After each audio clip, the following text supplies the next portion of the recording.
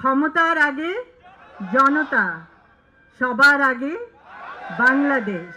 আমাদের রাজনীতি সুষ্ঠু পরিকল্পনার রাজনীতি। এখন আমাদের গৌরবের নতুন কর্মী ভাইয়ের কথা।